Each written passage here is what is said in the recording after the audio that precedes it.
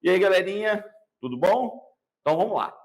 Para quem estava acompanhando tanto nas aulas online quanto nas aulas presencial, hoje, agora, nós vamos falar um pouquinho especificamente sobre a nova república no Brasil.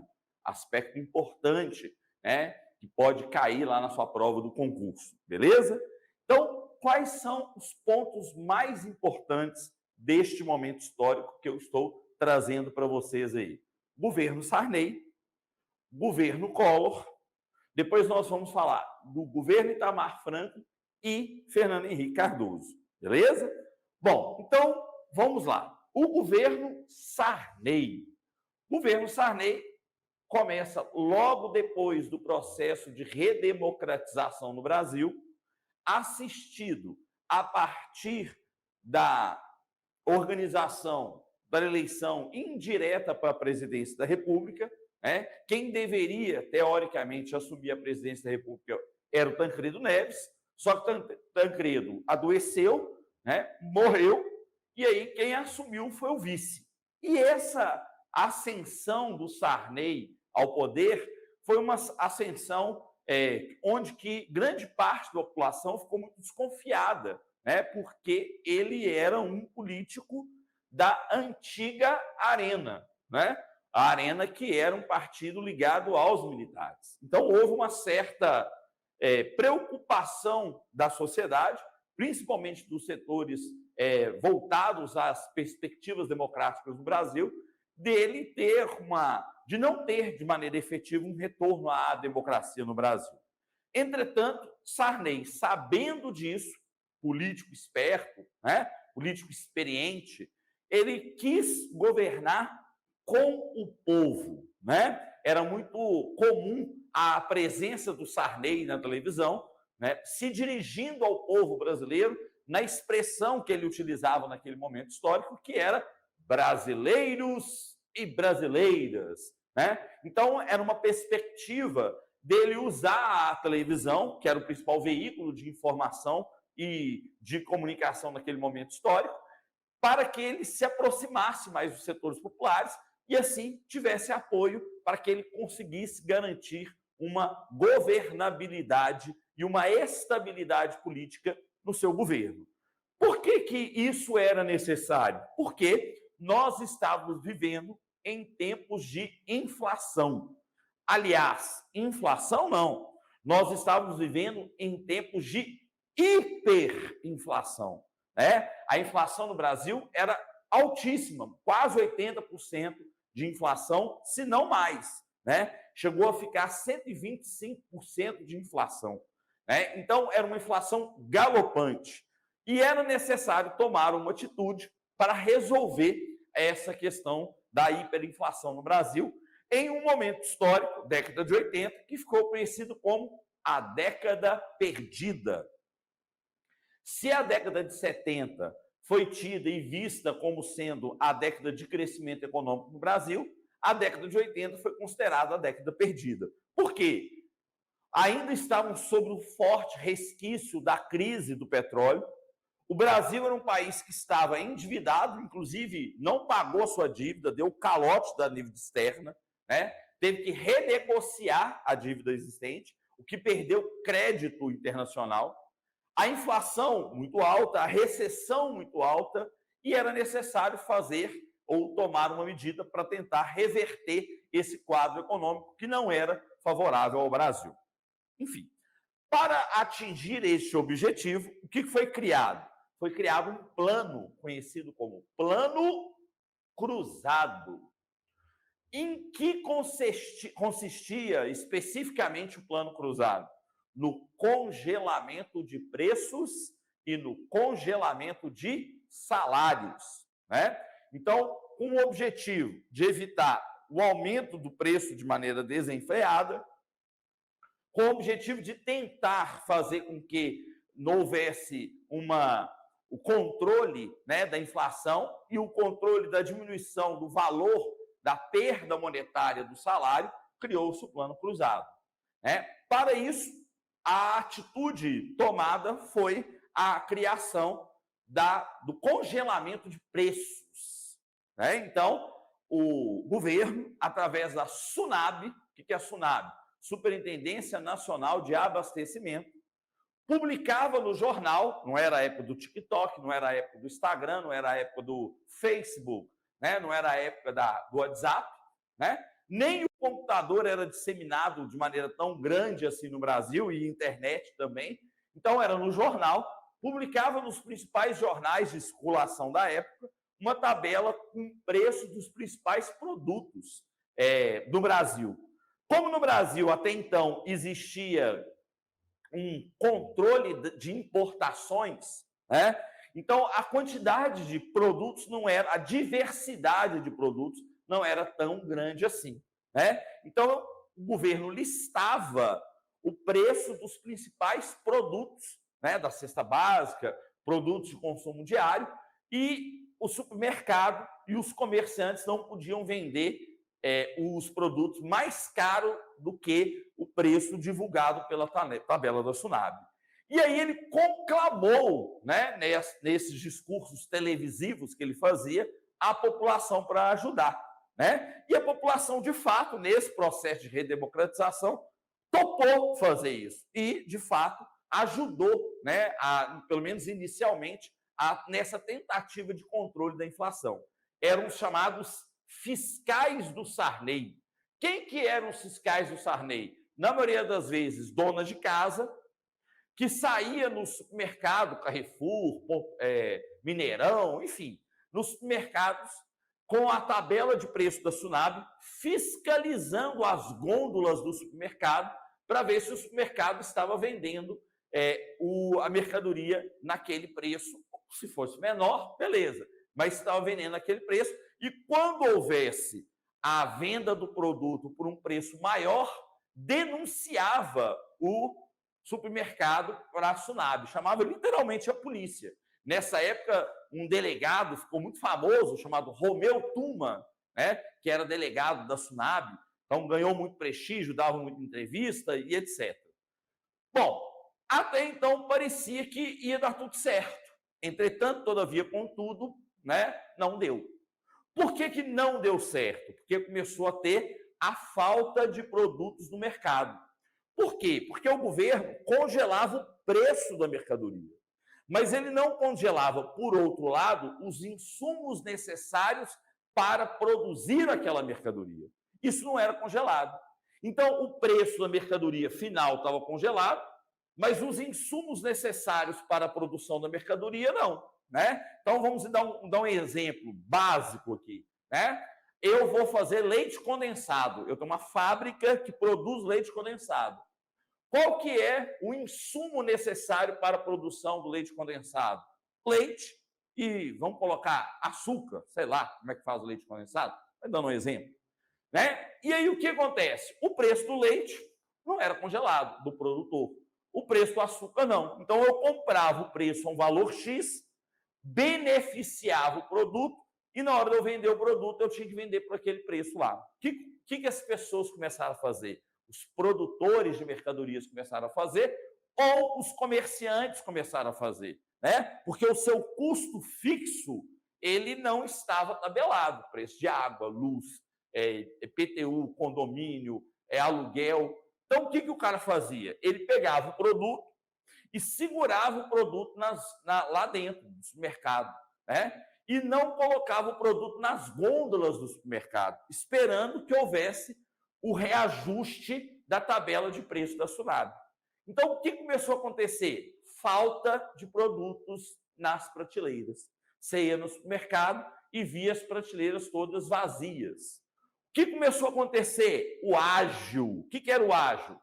Tinha um produto, né? Só que o cara não colocava na exposição do supermercado.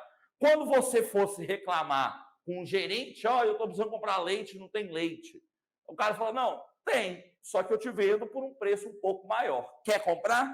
E aí, às vezes, por uma necessidade, o brasileiro acabava comprando o produto, pagando um pouco a mais o preço da SUNAB, e aí o plano foi para as cucuias, né? Então, foi uma tentativa de controle da inflação no Brasil que não deu certo. Marco importante, fiscais do Sarney, tabela da SUNAB, controle dos preços e né, depois nós vamos ter o ágio e a falta das mercadorias no supermercado. Beleza? Ponto importante aí. Outro aspecto importante do governo Sarney foi a Constituição de 1988, a Constituição que ainda está em vigor no Brasil, a famosa Constituição Cidadã. Por que ela foi conhecida e chamada de Constituição Cidadã? Porque foi a Constituição que mais assegurou direitos civis, direitos políticos e, principalmente, direitos sociais. Acesso à educação, acesso à saúde, né? Então, educação. Houve a universalização do acesso à educação, né? Principalmente a educação chamada de educação básica, ensino fundamental e médio. Acesso à saúde, que é o SUS, Sistema Único de Saúde, né? A questão da previdência social também, né? Que é a questão da aposentadoria. A criminalização do racismo, né? Então, se você cometesse crime de racismo, você poderia ser julgado, você poderia responder processo e, dependendo do caso, até preso, né? Então, o racismo foi colocado aí como sendo um crime, criminalização do racismo no Brasil, entre outros aspectos importantes, mas destaco esses como sendo principais. Então, a garantia dos direitos constitucionais, especificamente direitos civis, direitos políticos e direitos sociais. Vamos lá, no direito político, o analfabeto começou a ter direito ao voto, né? Ponto importante. No direito civil, a questão da liberdade de expressão passou a ser valorizada como um bem maior do Estado ou maior da sociedade, tá? Então, tudo isso contribuiu para que essa Constituição ganhasse o nome de Constituição Cidadã. Então, no governo Sarney, eu destaco para vocês essas duas partes aí, a tentativa de controle do preço e a ideia da Constituição Cidadã. Beleza. Terminando o governo Sarney, no Brasil há, pela primeira vez, eleições diretas para a presidência da República, eleições livres. Depois de todo o período militar, de maneira efetiva, vai existir no Brasil as eleições para presidente da República, né? Que foi uma busca lá na época das diretas já, emenda Dante de Oliveira, e agora sim conquistado. Nesse momento histórico, década de 90, disputa as eleições, né? O PMDB com Ulisses Guimarães, né? O PSDB com Mário Covas, né? O PT com Lula, né? O PTB com Leonel Brizola, né? Então você teve uma quantidade enorme de candidatos à presidência da República e nomes de forma efetiva de peso. Brizola era um nome de peso, Ulisses Guimarães, Mário Covas, né? O Lula, e surge um partido político e surge um candidato, né, às eleições, né, novo, literalmente novinho, gel no cabelo, né, usava terno e gravata, sempre bem postado. Que candidato é esse? O Fernando Collor de Mello, que cria, né, pouco antes do processo eleitoral, um partido político para se lançar às eleições. Esse partido político tinha um nome, né, naquele momento histórico, até bem pragmático, né, para a época. O PRN, Partido da Reconstrução Nacional. E o Collor surge no Brasil com um discurso sempre velho, mas um discurso velho no sentido da narrativa, mas um discurso sempre que tinha muito escuta, como o caçador de marajás das Alagoas, o cara que vai combater a corrupção no Brasil, né? Vocês já ouviram isso aí, né? Desde lá da época do Jânio Quadros, né? Você tem esse discurso do caçador de marajás e colocando o culpado para o desenvolvimento econômico no Brasil, a falta de desenvolvimento econômico no Brasil, nos corruptos. Não estou dizendo que não seja só, né? Mas colocando os corruptos como sendo os únicos culpados para o desenvolvimento econômico. E que se houvesse um presidente sério, um presidente nacionalista, um presidente que estava voltado para o progresso, um presidente que estava preocupado com a nação brasileira, a ideia do nacionalismo, né? Lá na época o Collor era escrito com 2 L's, né? E cada L era um verde e um amarelo, né? Então representando essa perspectiva da nação brasileira, ele saiu como sendo o candidato que iria representar algo novo, diferente do Brizola, diferente do Sarney, diferente do Mário Covas, diferente do Afif Domingues, né, Domingues. Então, um candidato que iria revolucionar o Brasil. Esse era o discurso. Que, inclusive, a imprensa tradicional, né, dos principais veículos de comunicação da época, compraram a ideia. Né? Viam no Collor um presidente de vanguarda, via no Collor um presidente da direita democrática, né? E de uma direita mais atual. Por seu turno, concorreu com o Collor, né? Além de todos esses outros candidatos, um cara que surge no movimento sindical e que representava, no discurso, um lado mais à esquerda, um lado mais popular, né?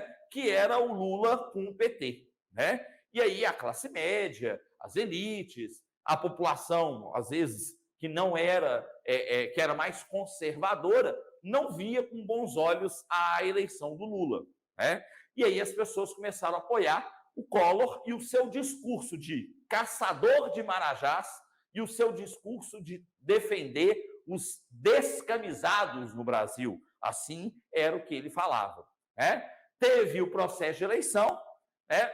Foi para o segundo turno o Collor e o Lula, em um debate que teve numa principal emissora de televisão, né? Esse debate aconteceu numa sexta-feira, no sábado teve o jornal, aí esse debate foi editado, as melhores partes do Lula, as melhores partes do Collor, com as piores partes do Lula, e aí no domingo teve a eleição, o Collor, né, estava um pouquinho atrás das pesquisas, mas ele acabou sagrando-se como presidente do Brasil.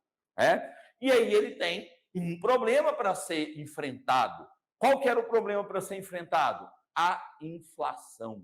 A inflação era o problema a ser enfrentado pelo novo presidente do Brasil, literalmente.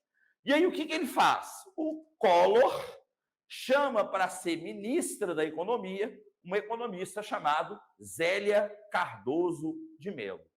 E a Zélia Cardoso de Mello tira literalmente da cartola, né? Porque nem ela soube explicar como que era o plano na entrevista de anúncio do plano. Poucos dias depois do resultado da eleição, guardou a bomba para lançar depois, né? Anuncia um plano chamado de Plano Brasil Novo, que ficou conhecido como Plano Collor. Qual foi a característica específica do Plano Collor? Se no Plano Cruzado você teve a questão do congelamento de preços e salários, no Plano Collor você teve o congelamento de preço e mais um presentinho dado pelo Collor, que é o quê? O confisco do dinheiro existente, parte do dinheiro existente na caderneta de poupança ou o dinheiro existente nas contas bancárias. Então, em termos de dinheiro de hoje, né, quem tivesse mais de 10 mil reais, o que passava de 10 mil reais na conta bancária, passou a ser confiscado. Seja na caderneta de poupança, seja na conta corrente. Né? Então, qual que era o objetivo? O objetivo é evitar que haja uma circulação de moeda circulante, né, para que houvesse a valorização artificial do valor da moeda. Aí foi um bumba meu boi danado, um pega para capar, mas como havia um certo acordo entre a imprensa e o novo governo, meio que a imprensa e os jornalistas, né, da economia meio que compraram a ideia e defendiam o plano, ou falavam, ou não criticavam tanto o plano assim, né? Porque esperava-se que esse plano ia dar certo. Acabou não dando certo. Para piorar a situação, nós vamos ter um outro problema. Qual que é o outro problema? Para além desse plano econômico que não deu certo, o confisco da caderneta de poupança, houve questões relacionadas à governabilidade. O Collor adotou um projeto político projeto político econômico, que estava aparecendo no Brasil, no mundo nesse momento histórico. Que projeto que é esse? O projeto neoliberal, adotado por Reagan lá nos Estados Unidos e adotado por Margaret Thatcher lá na Inglaterra, né, que propunha a ideia do Estado mínimo, o Estado sem intervenção na economia, e o fim do Estado de bem-estar social. Né? O Estado de bem-estar social é aquele Estado que vai assegurar, principalmente aos trabalhadores, acesso a leis trabalhistas, acesso a questões relacionadas ao investimento do Estado no setor público, seja saúde, seja educação, né? E o que começou a acontecer? Começou a acontecer no Brasil um desmonte do Estado de bem-estar social e também das empresas multinacionais, das empresas estatais, desculpa. Né? Essas empresas estatais começaram a ser o quê? Privatizadas. Então, a CSN, Companhia Siderúrgica Nacional, começou a se discutir a questão da privatização dela aqui. CSN, vocês lembram, a gente estudou, foi criada lá na época do governo Vargas, né, que tinha como característica a defesa do nacional desenvolvimentismo, né? Então, um aspecto econômico relacionado a essa questão. E aí, nesse modelo neoliberal, corte, né, dos investimentos públicos, corte nos investimentos voltados para setores de subsídios à alimentação ou outras coisas que existiam no Brasil, aumentando o preço da mercadoria e arroxo salarial, controle dos preços e salários. Né? Consequência disso, a população ficou insatisfeita, principalmente os setores populares, os setores sociais. De certa forma, houve alguns aspectos até mais ou menos positivos, né? Porque acabou com a lei de restrição às importações, né? Houve uma abertura da economia brasileira, aí outras empresas começaram a vir para o Brasil, né? Algumas empresas brasileiras até quebraram, porque não conseguiu a concorrência, né? Conviver com a concorrência. Mas houve a entrada de empresas multinacionais. Foi a época que ele falou que os carros brasileiros eram uma carroça, né? Enfim. Então, sob o ponto de vista econômico, destaco o projeto neoliberal. Quando se fala do projeto neoliberal em prova de concurso, discute-se a questão da diminuição dos investimentos na área da saúde, na área da educação, principalmente, né? Que começou a acontecer aí, nesse momento histórico. E a questão das privatizações. As estatais começaram a ser privatizadas.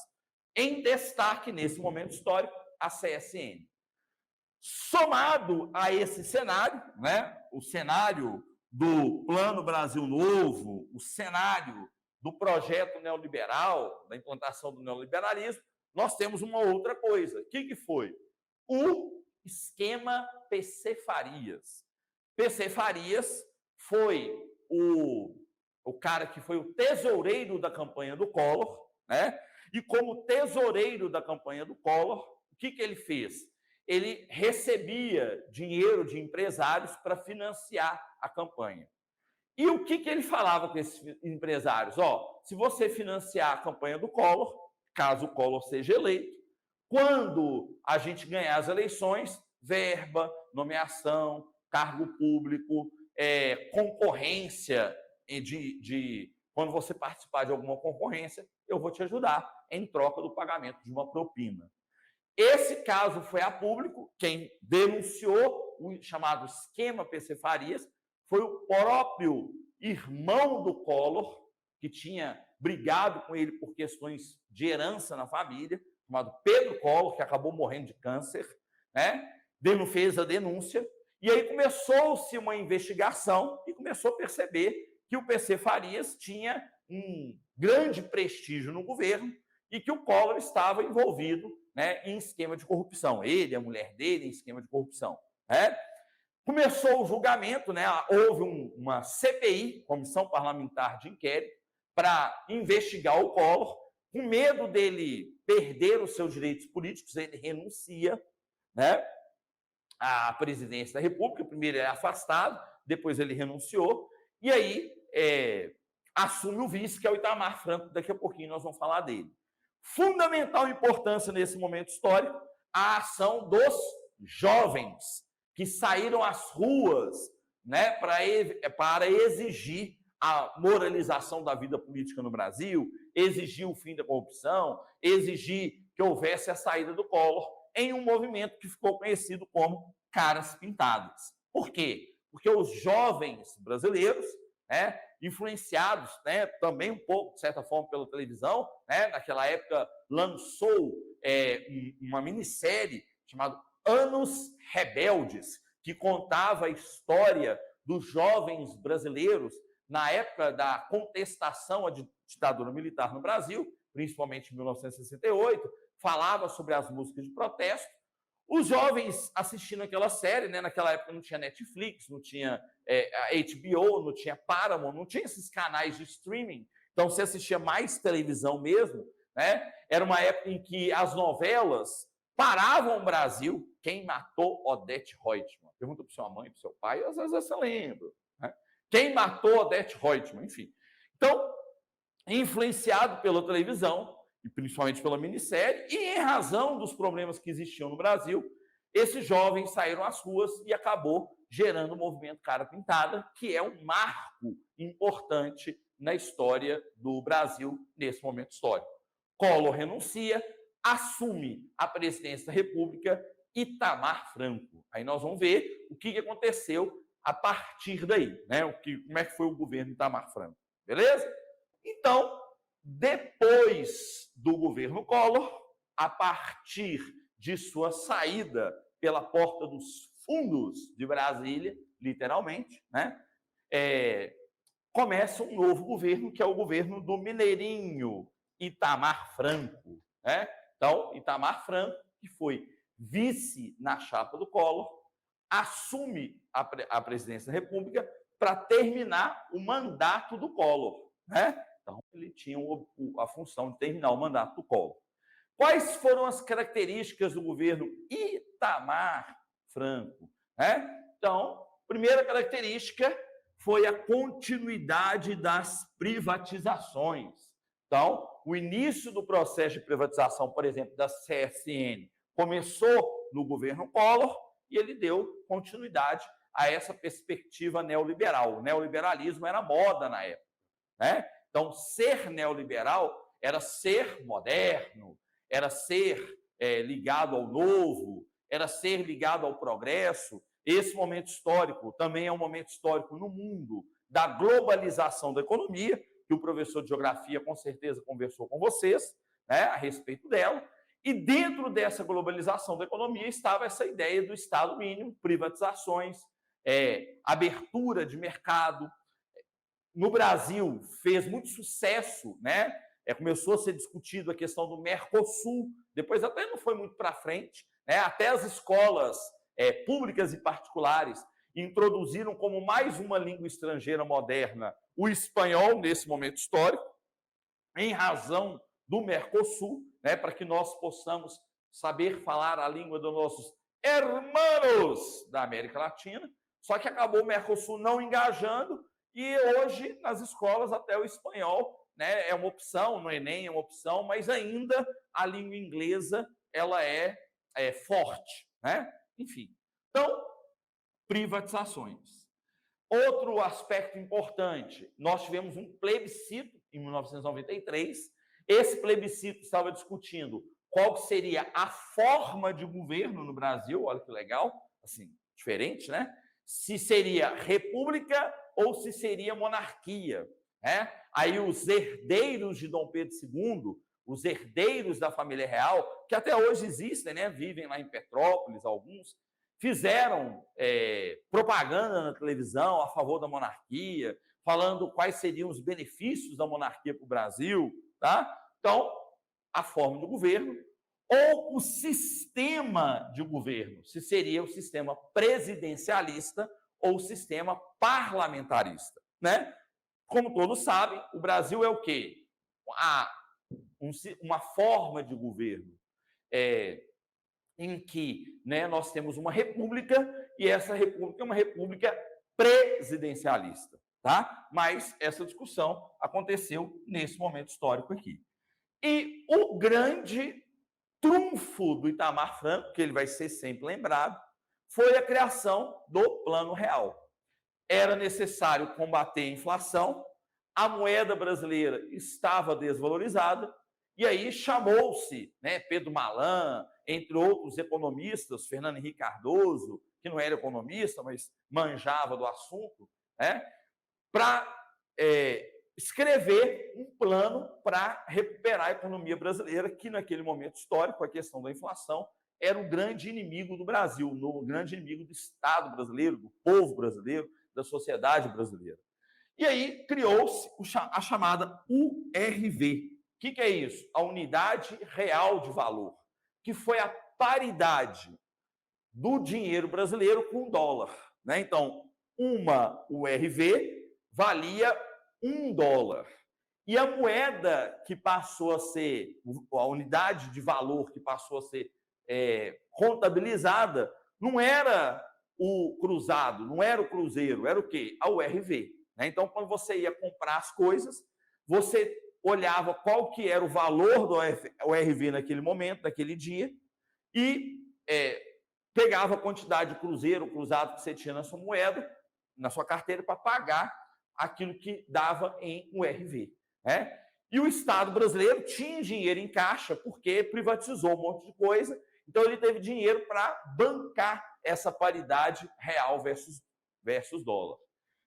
Com o tempo, a URV ela foi substituída pela nova moeda sem inflação, né, que é o real. Né? Isso foi, em um resumo rápido para vocês aí, o chamado Plano Real, né, que é, no final da história, a paridade real com o dólar.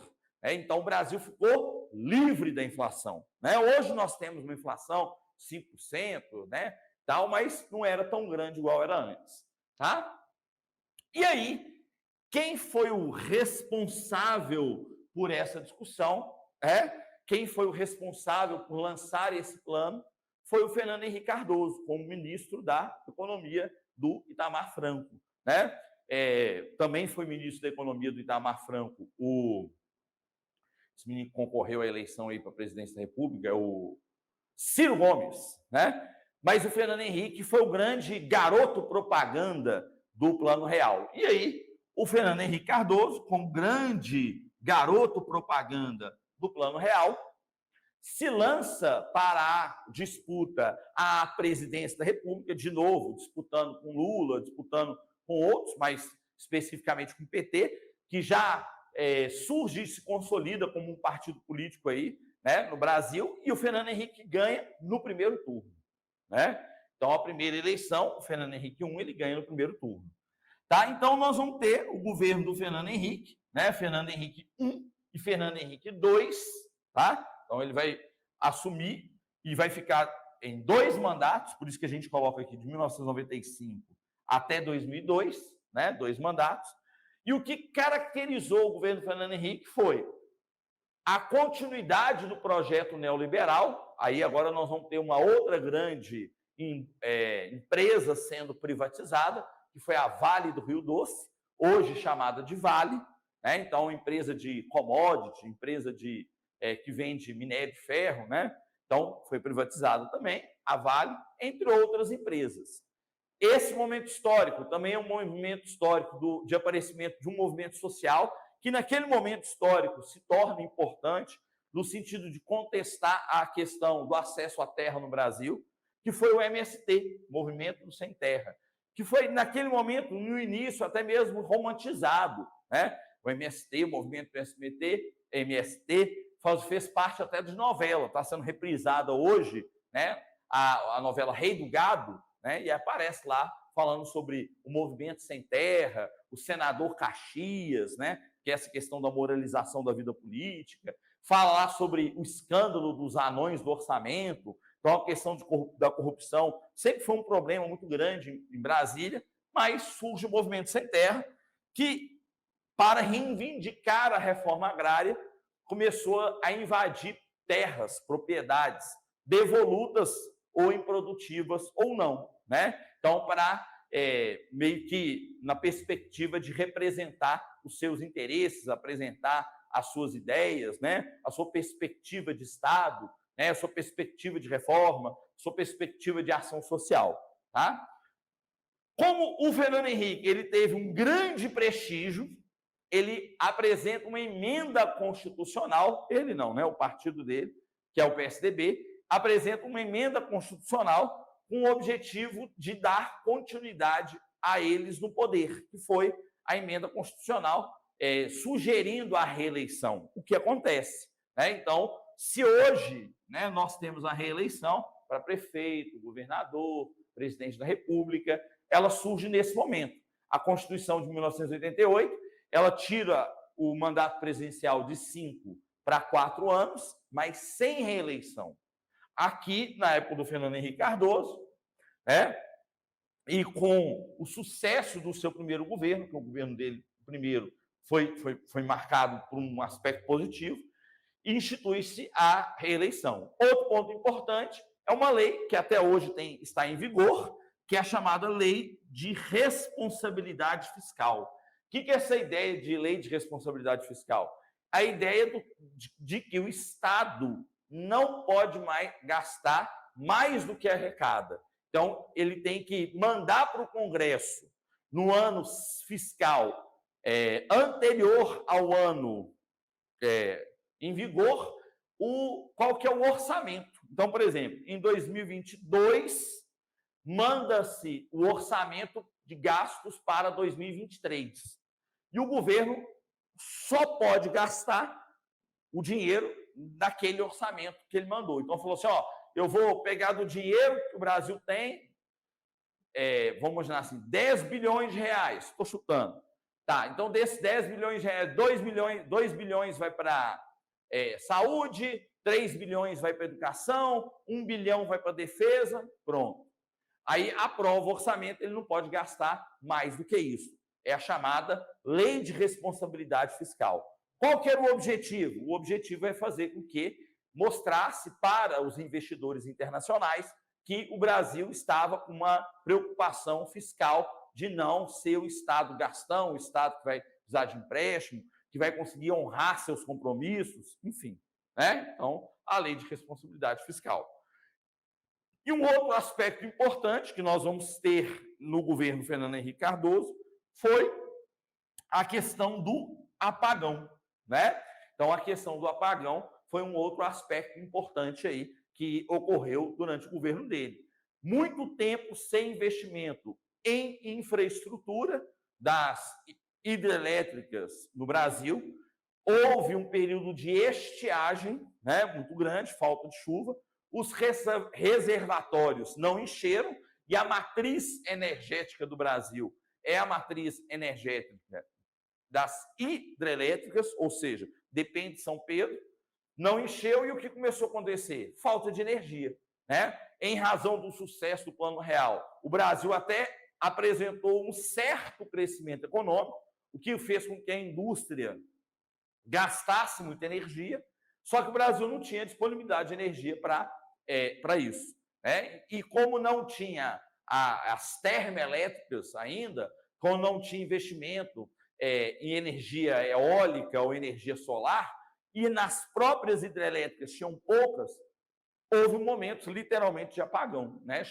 Chegava horário de pico, 7 horas, 6 horas, nas grandes capitais, não tinha energia, né? Então foi um verdadeiro absurdo, uma discussão, falou do quanto que o apagão iria gerar de falta de crescimento econômico no Brasil, e o Fernando Henrique Cardoso acabou, e o PSDB acabou perdendo muita força política com isso, né? Termina o seu governo, e aí começam os governos do Lula, Lula 1, Lula 2, e da Dilma, né? Com uma discussão mais voltada para projetos sociais, programas sociais, né? Que é o Bolsa Família, Bolsa Escola, né? Essa questão da universidade para todos, essa questão do FIES, né? Mas também apareceu casos de corrupção, né? O Petrolão, o Mensalão e etc. Tá? Então, isso aí é vamos dizer, um resumo geral para vocês dos principais pontos do Brasil nesse momento histórico, tá? Na hora da prova, o que eu chamo a atenção para vocês? Leia com calma o comando da questão, né? É importante que você leia o comando da questão, que ali está o caminho para a resposta. Ao ler o comando da questão, o que você vai prestar atenção? No contexto histórico. Então, toda questão vai ter um texto, você vai ler esse texto, marcar as ideias principais, né? Buscar ali o contexto histórico, ou seja, sobre qual tema está se discutindo.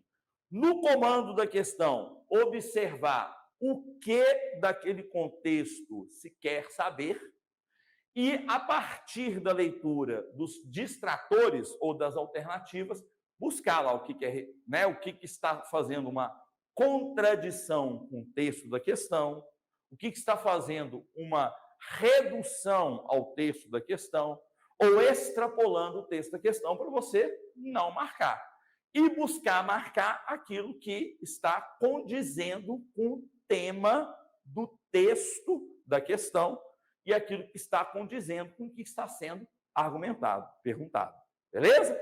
Desejo a vocês toda a sorte do mundo, né? Façam uma prova com calma, com consciência, né? Foquem bem em história do Brasil nesses dias aí que você vai tirar para estudar e nós, tenho certeza, vamos comemorar aí a sua aprovação, comemorar aí o seu resultado positivo. Bacana? Um prazer enorme conhecer vocês, tanto no virtual quanto no online. Espero, com toda sinceridade, que eu tenha ajudado vocês a atingir o seu objetivo e concretizar o seu sonho. Beleza? Um abraço para vocês, fiquem com Deus e boa prova.